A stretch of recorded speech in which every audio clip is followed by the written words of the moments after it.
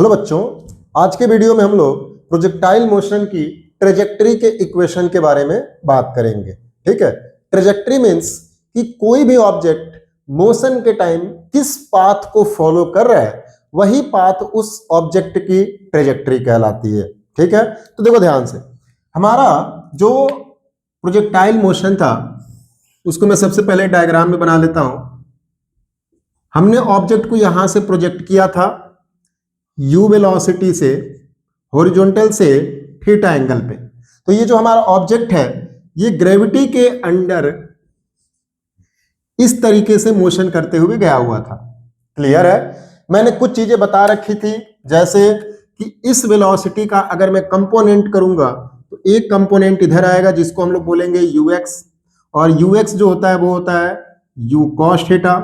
एक component y axis के long आएगा जिसको हम लोगों ने बोला था uy, और uy की वैल्यू आई थी u sin थीटा।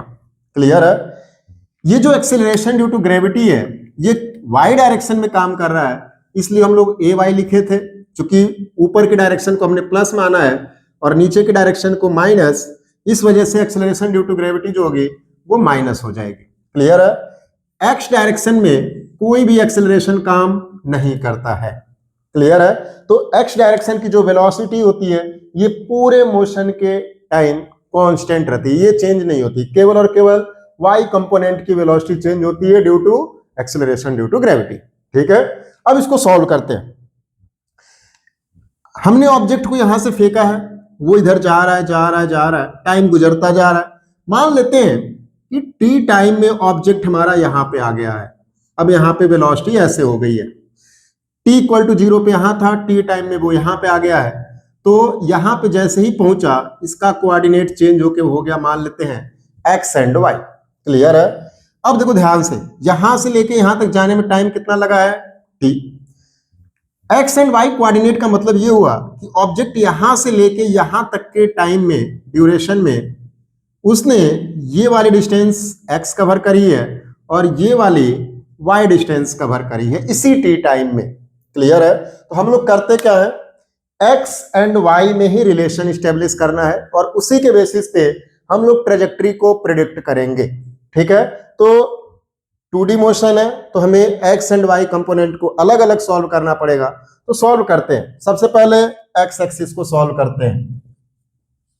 तो x एक्सिस में क्या हो जाएगा, x डायरेक्शन में कोई भी एक्सेलरेशन नहीं काम कर रहा है, तो इसमें सिंपल सा फॉर्मूला लगेगा, distance equal to speed into time. Clear है? तो डिस्टेंस कितना चला गया x डायरेक्शन में, x equal to speed, speed कौन सी, x डायरेक्शन की, तो x डायरेक्शन में कौन सा लगा हुआ है, ux, इनटू कितने टाइम में ट्रेवल किया उसने, t टाइम में।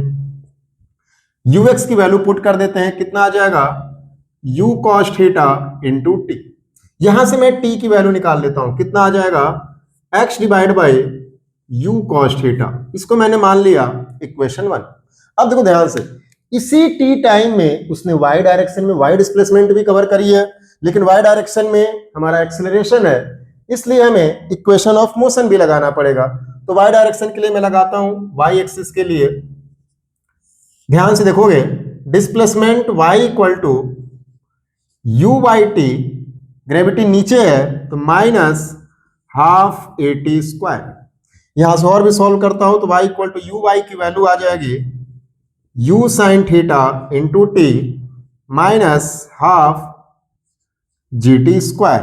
क्लियर है? यहां से देखा जाए तो t की हमें रिमूव करना है, तो t को मैं पहले इक्वेशन से यहां पे पुट करता हूं, तो क्या बनेगा, y equal to u sine theta into T की जगह पे x divide by u cos theta minus half G T square means X square divide by U square cos square theta. यहां से देखा जाए तो u से u कट जाएगा, और भी सॉल्व करते हैं।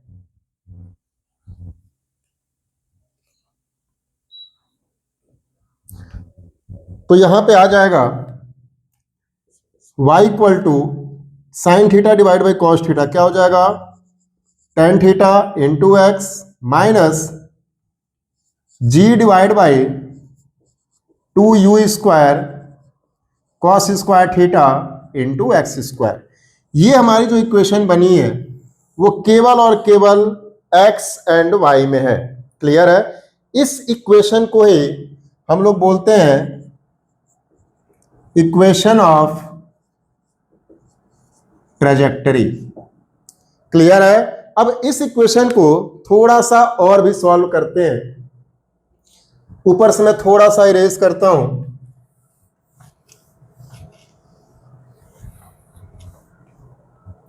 देखो ध्यान से, हमारी इक्वेशन क्या बनी है? y equal to tan theta X minus G divide by 2u² cos square theta into X square. ये हमारी इक्वेशन ऑफ ट्रेजेक्टरी है। अब इसके बेसिस पे हम लोग प्रिडिक्ट करेंगे कि हमारा मोशन कैसा होगा, मतलब कि स्ट्रेट लाइन होगा, सर्कुलर होगा, इलिप्टिकल होगा, पैराबोलिक होगा, हाइपरबोलिक होगा।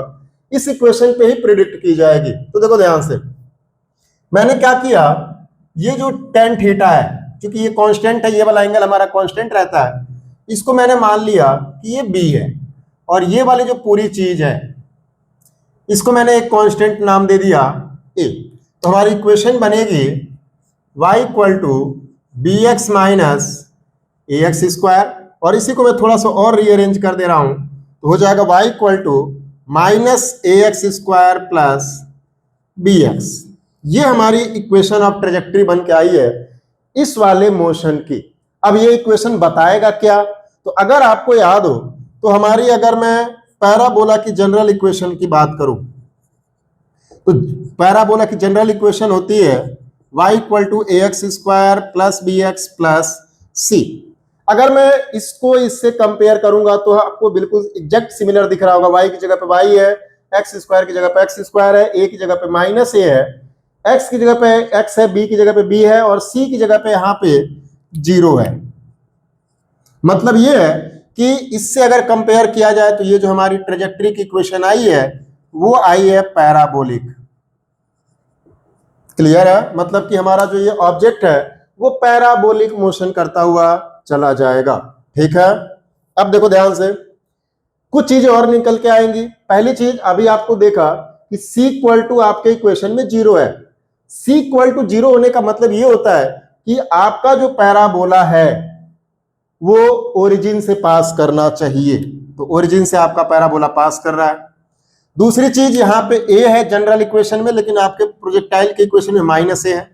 अगर a की वैल्यू नेगेटिव हो जाती है, इसका मतलब कि जो हमारा पैराबोला होता है वो ओपन डाउन होता है, नीचे की तरफ खुल रहा होता है। क्लियर है?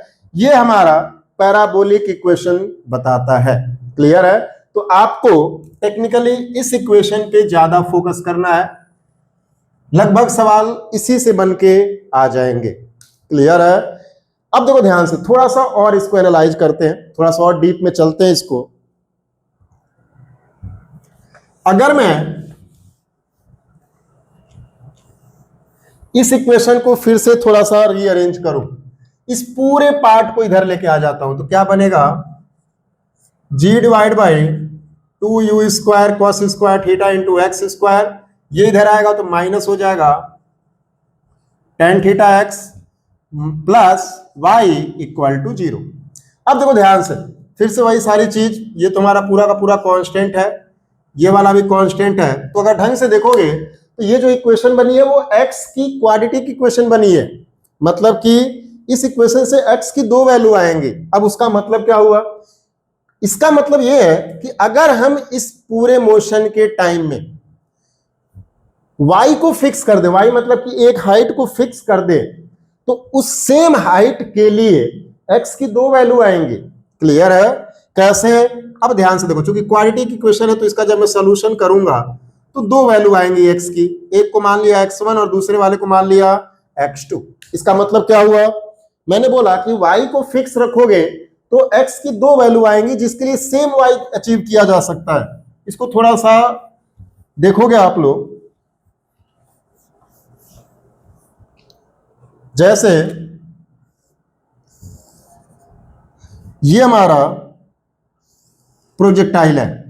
क्लियर है? मैंने बोला कि y को फिक्स कर दो, y की कोई एक वैल्यू को फिक्स कर दो।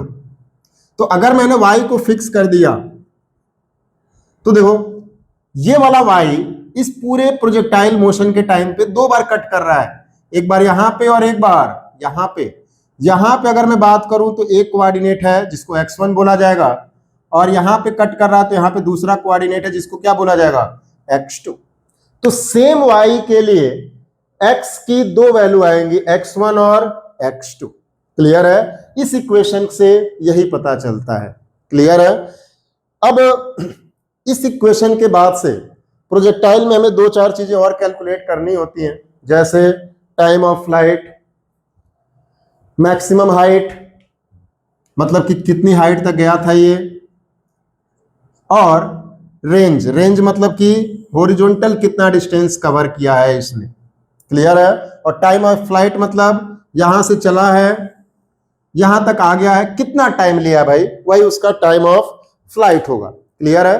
तो इसको हम लोग नेक्स्ट वीडियो में कवर करेंगे। ठीक है?